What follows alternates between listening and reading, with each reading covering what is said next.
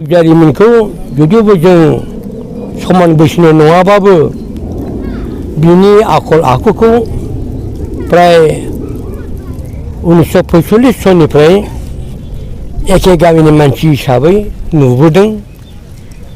बे मा आखलै मा गियानै दामनाय देनाय लोगोसे ख्रिस्टि आफादखौ माबोरै दैदेनबोआ बेखौ मेगनजों जों नुबोदों।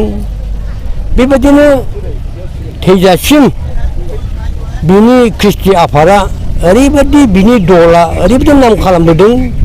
बिनि आखाइजों लिरनाय बिनि मेलेमजों मोसाहोनाय खुनु गुरु बेहा गैया।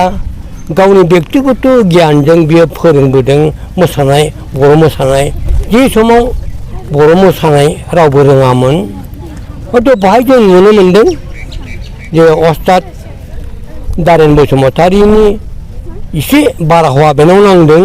माने बियो बर' नायजाब आफादखौ फोरोंग्रोदों जोंनि बे जायगायाव बिनि बारहावा नांदों बेहा। आरो लोगोसे बिनि बिमाया जों मिथिनाय बादियै जे हाबा जानाय मोसानाय आरो बर' हारिनि बै जायखौ जों मा मोसानाय होनो ख्रिस्टि मोसानाय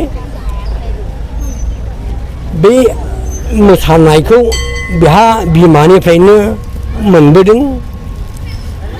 बिमा थांगालिनिफ्राय बे गियानखौ मोननाय लोगो लोगोसे नाटकआव हाबनानै गावनि जे गियान बेखौ बियो फुरा भाबै नाट्यकार हिसाबै बे दिन्थिबोनो हादों।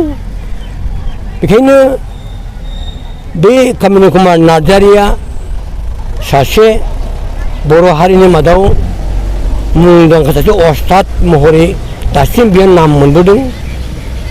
बियो गावनि गोहो बोलो गियानजों जोंनि आगोलनि मन्त्रि रुपनाथ ब्रह्म आरो समाज दैदेनगिरि फोरोंगिरि मदाराम ब्रह्म लोगोसे आरोबाव बिनि समकक्ष हिसाबै बिष्णु राभा बे सानै साथामनि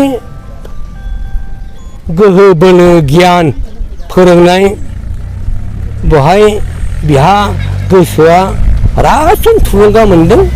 बे हिसाबैनो बियो हयथ' 1958 सनाव क'क्राझारनि बातारमारि ग्रुपखौ लानानै बे दिल्लीयाव बर' ख्रिस्टि आफाद मोसानायखौ दिन्थिहैनो हादों।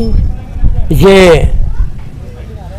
सननिफ्राय बे 58 सननिफ्रायनो बिनि जे गोहो बोलो गियान बुद्धिजों दि बर'नि मोसानाय बेसेबां गोथौ बेसे गोथाव बेसे समायना बेखौ जोङो टेलिभिसननि थ्रुयै हक जों मिथिबोनो मोनदों।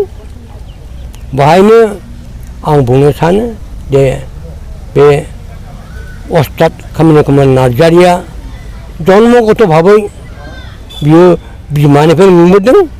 आरो सानैसो रुपनाथ ब्रह्म मदाराम ब्रह्म बिष्णु राभा बिसोर साथामनि एसे गोहोम बोलो मोननानै बियो दासिम बे बर' हारिनि जे ख्रिस्टि कला दामनाय देनाय मोसानाय बेखौ बियो फुरा भाबै जिउ होनानैबाबो बियो थैजासिम बे खिन्थालांनो हाबाय। आं बेखौनो आसा खालामो जे बेबादि जेन द्वितीय सोरबा सासे उजिबावथों बेखौनो आसा खालामो। बर' हारिनि खननाय मोसानायखौ जेन पुनः जोंखांहोफिननो हायो बेखौनो आसा खालामबाय आं।